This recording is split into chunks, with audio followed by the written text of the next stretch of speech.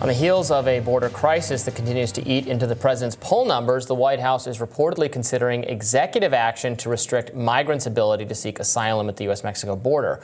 Per CNN, the move is reminiscent of a similar move made by President Trump during his presidency. Final decision has not been made yet, but would involve using an authority known as 212F, which provides the president with power to suspend the entry of or place restrictions on the entry of immigrants, quote, for such period as he shall deem necessary. Meanwhile, new reporting indicates that former President Donald Trump planned on involving the military in handling the border crisis and flying migrants out on military planes, per the Washington Post, as President Trump sought to use military planes and bases for deportation. The former senior administration official said, quote, he was obsessed with having the military involved. So clearly, no matter which party you pick, there's going to be an escalation here at the border. Yes, I was seeing a lot of conservatives on social media saying, well, if Biden is saying he can take this action to improve the situation at the border now, this supports what we've been saying all along, which was that there is action he could take, has authority to take without any new law that I guess that they would be in support of.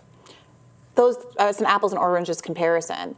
The legislation that Democrats want to pass, the right-wing, draconian, inhumane legislation that the Democrats want to pass, has millions, billions of dollars of funding for border relief. It has hiring of new administrative law judges to actually address the backlog that Republicans like to pretend they care about when they say things like, oh, we just want there to be more legal pathways to citizenship. Oh, we want the backlogs not to be so long so immigrants don't get to just hang out and live in America for years while they're waiting for their cases to go through.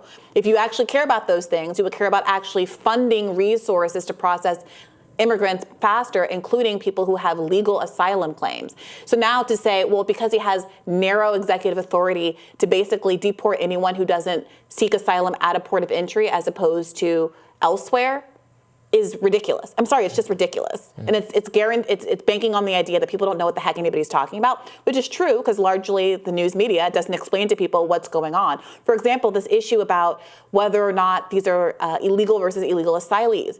To claim asylum under the law in the United States of America, you have to be in America. You have to cross over the border. So now this weird distinction is getting made between people who... At a port of entry. No, you have to be in American territory. So now this distinction is being made between people who cross at an actual border entry point versus cross elsewhere and make their way to a place where they can submit themselves for asylum. All asylees, you have to submit yourself for asylum. That's what they do. And so now I think a lot of people who frankly are crossing the border at non-checkpoints are trying to get to checkpoints anyway. And it's not clear to me what kind of difference this is going to make, except for to make a loophole to say, if I get you, before you get to a place where you can make your asylum claim, I'm allowed to deport you, even though under U.S. law, you have the right to claim asylum once you're on U.S. soil.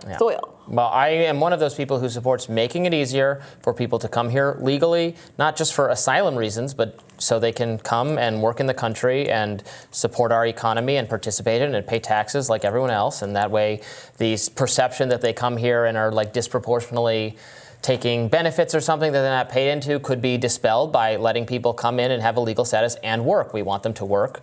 That's true especially true of high-skilled immigrants. We want to be able to bring more of them here to grow our economy and then not immediately, send them back to their home countries to take whatever skills and knowledge they've acquired here and, ship that overseas, including back to China. Makes absolutely no sense. So it would be great if Congress could get on that and actually improve this process, and then you wouldn't have this, flood of people in an unplanned and unscheduled way that compromises safety and security of not just people living in border communities, but of the people coming across in dangerous conditions, in some cases having to rely on disreputable or even gangs and traffickers to get here, which is no good for them and empowers very bad people who we don't want to be involved in this process at all. So it would be great if Congress could get on that, but as usual, here we are. By the way, here's just some details in case people are actually curious what's in this bill that has been blocked by Republicans. The bill raises the standard for what the asylum seeker must establish in terms of making their asylum claim right off the bat.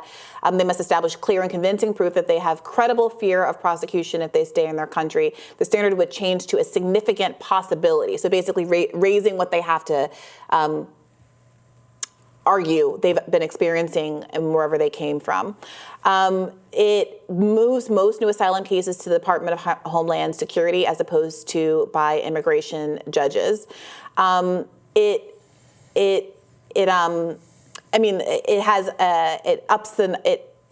frankly ups the number of detention beds and rules that there are. As I mentioned before, it increases funding to the number of ALJs that are able to process these kinds of claims.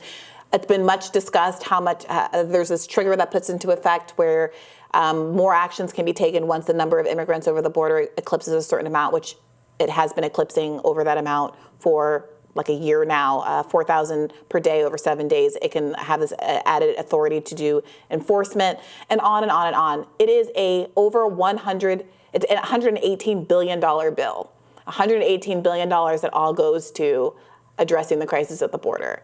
And but it was attached to a bill that's been however much money, 60, 80, 100 billions for foreign aid. So. Yeah, which Republicans want.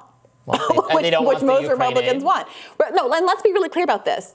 It is attached to that bill because Republicans specifically said, not a year ago, not 6 months ago, but in December of 2023, we will not pass aid for Ukraine and these other countries unless it is attached to a immigration bill. Republicans begged Democrats to do exactly what they've done and say, you want something from us? You want to give a little money to Ukraine? Political officials and leaders said that. No. They've read the mood of they're it. But their voters don't want this bill. Okay. They don't want funding for Ukraine. And so it dies because they are actually finally listening to the people. And do their voters want them to actually do something about the border, or do they want them to posture about it for the benefit of Donald Trump in the election season that's going to happen 6 months down the line? I mean, this voter, again, would like them to fix the immigration system, make it easier to come here legally, work, etc. You can't have it both ways. Either the Freedom Caucus is standing up for the interest of its constituents and saying, no, we don't want foreign aid to go out the door. But at the same time, they're saying, I'm going to ignore the fact that you guys are saying that the priority for you is that there's a crisis at the border and there is money on the table to do something about it right now, but I'm not going to do that for political reasons. For some reason, you can't give them credit for one and not ding them for the other. Americans trust Trump more on the border than Biden. Yeah, maybe they shouldn't. They most certainly should not. And that's not to say that you should trust Democrats either, but the clear... And that's polls not just say, Republicans, people say, that's polls of right, everyone. Polls say, people say, I'm going to say straight to you, the viewers right now, the reality is that there is a policy that it goes far beyond what I think is ethically required and what is actually a good thing to do, but is realistically speaking, over $100 billion to solve the exact crisis that millions of Americans say that they want solved, and Republicans are obstructing it. Now, I'm glad they are, because I think it's a bad bill that is a humanitarian disaster. But at the end of the day, you guys say you want something exactly like this.